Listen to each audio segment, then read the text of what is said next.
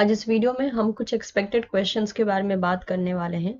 Expected questions का मतलब ये होता है कि माइट भी यहाँ से कुछ क्वेश्चन आ सकते हैं। तो ये जो आपका आने वाला एग्जाम है, चाहे आप कोई भी ICMR का अटेम्प्ट टारगेट करें, चाहे वो 2021 का टारगेट कर रहे हैं या इसके बाद वाला आप टारगेट करें, ये कुछ एक्सपेक्टेड क्वेश्चंस है जिसको कि हम डील करेंगे। As well as somehow might भी हमें वो चीज़ें पता भी हो सकती हैं, लेकिन क्वेश्चन फॉर्म में अगर वो सामने आता है तो हम उसके साथ कैसे डील कर सकते हैं, दैट वी कैन चेक। ठीक है, तो आप भी मुझे बताइएगा कि जो भी क्वेश्चन मैं इस पर्टिकुलर वीडियो में सॉल्व करने वाली हूँ, आपका उसमें से कितना क्वेश्चन सही हुआ, ये आप मुझे कमेंट सेक्शन में बता सकते हैं।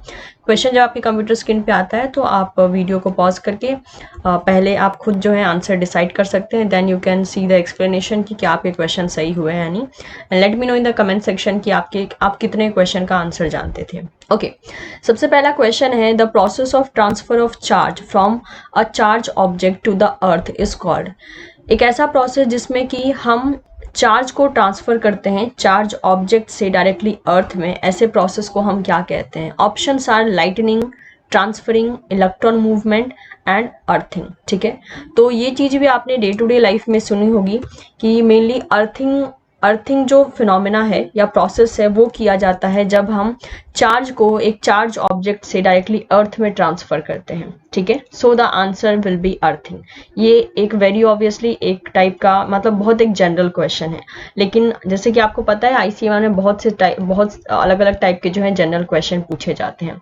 नेक्स्ट है, the power of an earthquake is expressed on the scale called. जो अर्थक्वेक की पावर होती है वो कौन से स्केल पे एक्सप्रेस की जाती है? Options are seismic scale, Richter scale, land scale, iron scale. तो सीधी सी बात है, answer will be what? Answer will be the Richter scale.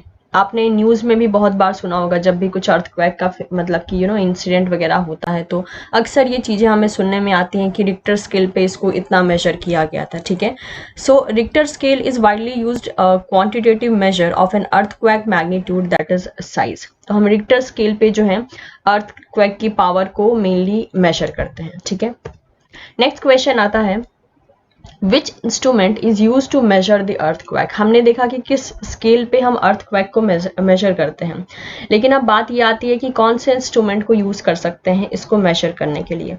Option is Richter scale, seismograph, polygraph, megagraph. ठीक है, इसका आंसर क्या हो जाएगा? That is seismograph. Seismograph is a instrument which is use to measure the earthquake. Earthquake को measure करने के लिए सेस्मोग्राफ का यूज किया जाता है।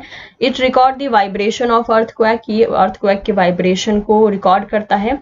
और अगर हम पावर की बात करते हैं अर्थक्वेक की, it is express in terms of the magnitude on the scale which is called the Richter scale, जो कि हमने अभी जस्ट लास्ट वाले क्वेश्चन में देखा था। अगला क्वेश्चन है, the device which is use to test whether an object is carrying charge और नॉट इज कॉल्ड। तो अगर एक ऐसे डिवाइस की हम बात करते हैं जिसको हम मेनली यूज करते हैं ये चीज देखने के लिए कि कोई ऑब्जेक्ट में चार्ज है या नहीं है, उससे हम क्या कहते हैं? Options are electrometer, second is charge meter, third is electroscope, fourth is stethoscope. तो आंसर आपका वेरी ऑब्वियसली हो जाएगा यहाँ पे electroscope. If I am not wrong, I think इससे रिलेटेड एक्सपेरिमेंट क्लास 10th या 11th में भी है शायद। तो इलेक्ट्रोस्कोप एक ऐसी डिवाइस होती है that is use to test if an object is carrying a charge और नॉट। एक ऑब्जेक्ट में चार्ज है या नहीं, इसको चेक करने के लिए हम इलेक्ट्रोस्कोप नाम के डिवाइस का इस्तेमाल करते हैं। नेक्स्ट देखिए, the blue colour of sky is due to. जो हमें स्काई का ब्लू कलर नजर आता है, यानी आसमान हमें नीला नजर आता है, वो किस वजह से नजर आता है? Options are refraction of light, second is a dispersion of light, third is a diffraction of light, and the fourth is scattering of light. So answer will be scattering of light. Light के scatter होने के जो phenomena होता है उसकी वजह से हमें स्काई ब्लू नजर आता है। जरा सा देखते हैं ऐसा क्यों होता है। जैसे कि मैंने यहाँ पे एक्सप्लेन कर रखा है, why sky appear blue. Sky जो है ब्लू क्यों अपीयर होता है?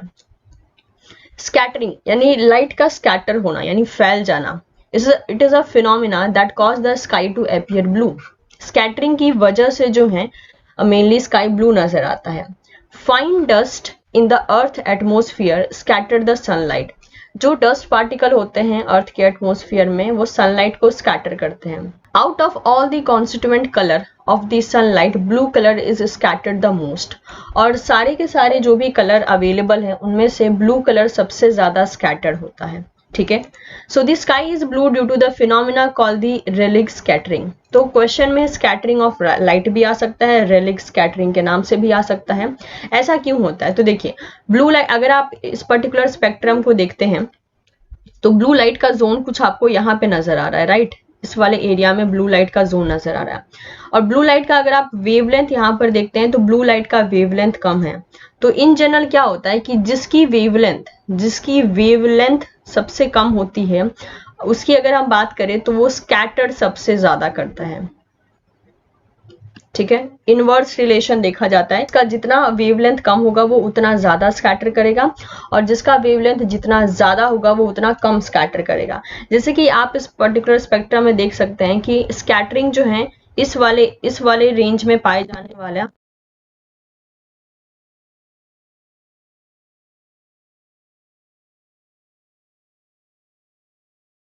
लेकिन अगर वेवलेंथ की बात करते हैं तो वेवलेंथ यहाँ पर कम देखा जाएगा, और यहाँ पर जैसे जैसे हम बढ़ते रहेंगे वेवलेंथ हाई हो जाएगी, ठीक है।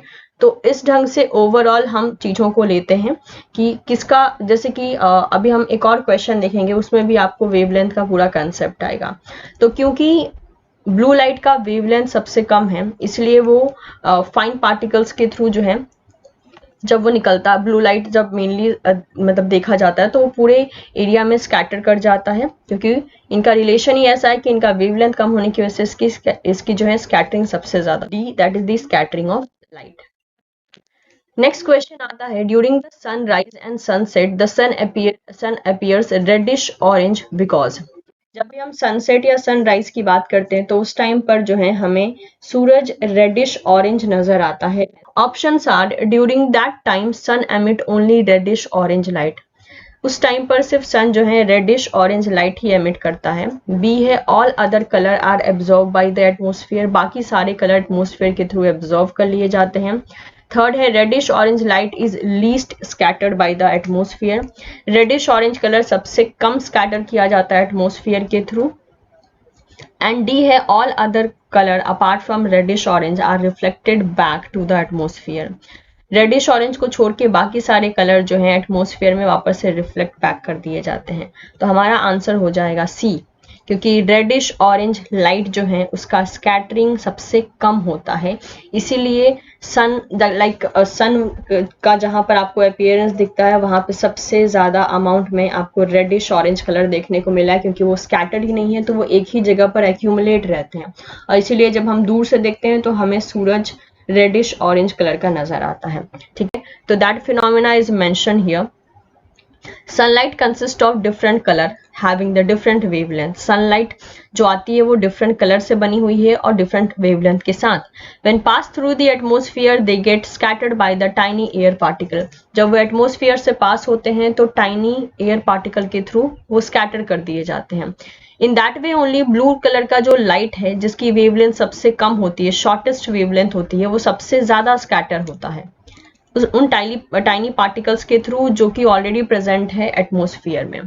और अगर हम बात करते हैं रेड कलर की, तो रेड कलर जो होता है, but during the time of the sunrise and sunset light rays have to travel longer distance through the atmosphere, due to which most of the blue light gets scattered away before reaching our eyes, and the red light have the longest wavelength, जिसकी वजह से वो scattered सबसे कम होता है, and it remain unaffected and pass through the atmosphere to reach our eye, और hence make the sky appear red as well as sun के चारों तरफ का जो एरिया होता है वो भी हमें रेड नजर आ रहा होता है, ठीक है।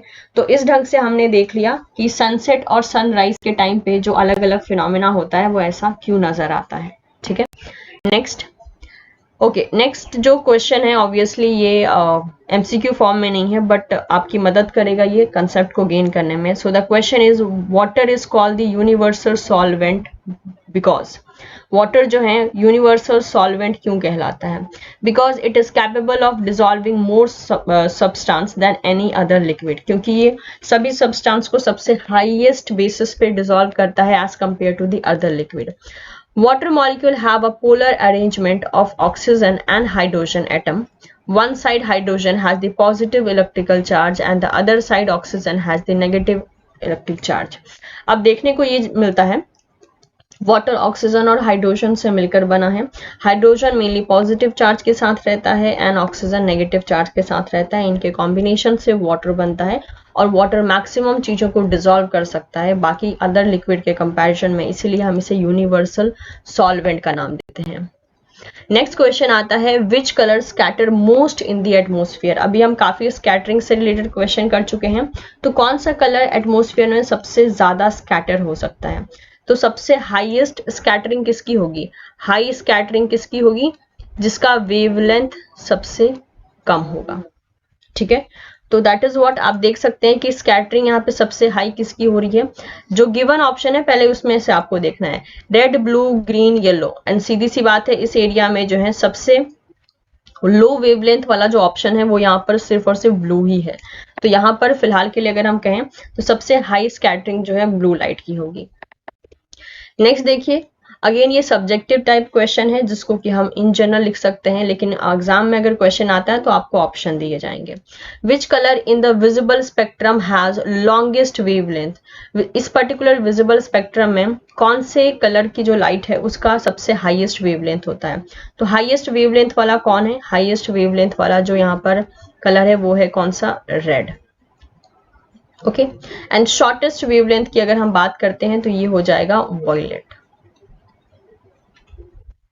और इसका अगर उल्टा होता तो हम स्कैटरिंग के लिए क्या कर सकते हैं कि रेड लाइट जो है सबसे कम स्कैटर करेगा एंड वॉयलेट कह लीजिए, या ऑप्शन में अगर यहाँ पर ब्लू होता तो वो सबसे मतलब कि ज्यादा स्कैटर करेगा। So with this we are done with some expected questions. मैं उम्मीद करती हूँ आप लोगों को इनमें से बहुत से क्वेश्चन आते थे, बिकॉज ऐसा कुछ हमने नया नहीं पढ़ा है, ये बातें हमने ऑलरेडी अपने स्कूल टाइम में पढ़ी थी, लेकिन इसको as a question ICMR part A में पूछता है, जो कि बहुत बेसिक क्वेश्चन होते हैं। But the thing is like कि जब हम कॉलेज लेवल पे चीज़ों को डील करने लगते हैं तो हमारे दिमाग से बहुत बेसिक चीज़ें, जनरल चीज़ें निकल जाती हैं।